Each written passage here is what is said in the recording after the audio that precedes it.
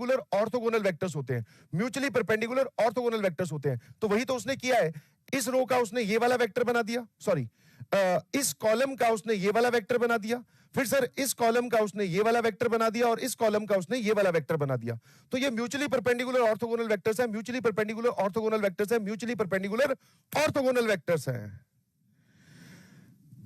तो दो mutually perpendicular orthogonal vectors की अगर मैं डिटरमिनेंट वैल्यू निकालने जाऊं तो ये क्या लिखा हुआ है आराम से। अच्छा, ये म्यूचुअली परपेंडिकुलर है। अभी तो मैंने वेक्टर्स पढ़ाया नहीं है, बट ये तो जानते हो कि दो अगर परपेंडिकुलर वेक्टर्स है, मतलब गेम ये है भाई, u वेक्टर, v वेक्टर और w वेक्टर।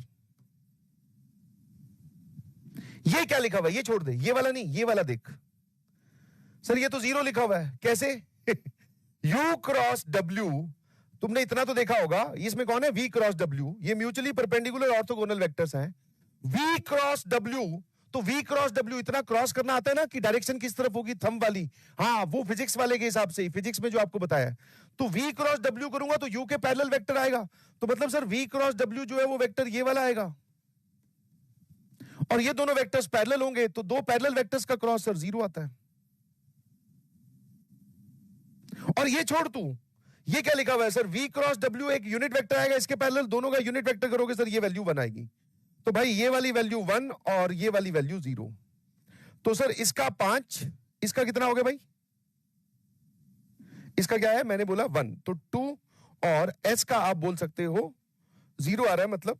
तो 5 2 1 मैंने सॉल्व कर लिया, 5 2 1 5 2 1। तो सर ये वाला ऑप्शन भी हो सकता है और ये वाला भी हो सकता है। अब ये तो नहीं बचा क्योंकि इसमें 5 2 1 नहीं है। ठीक है जी, अब आते हैं सर इस पर। अबे डॉट 0 नहीं होगा बदतमीज, दोनों पैरेलल वेक्टर्स है तो इन दोनों का डॉट जो है वो 1 आएगा। दो पैरेलल यूनिट वेक्टर्स है, आई कैप और जे कैप का, मतलब सॉरी, आई कैप और आई कैप का डॉट क्या 0 बोल देता है क्या? अब आओ इस पे, x टाइम्स u वेक्टर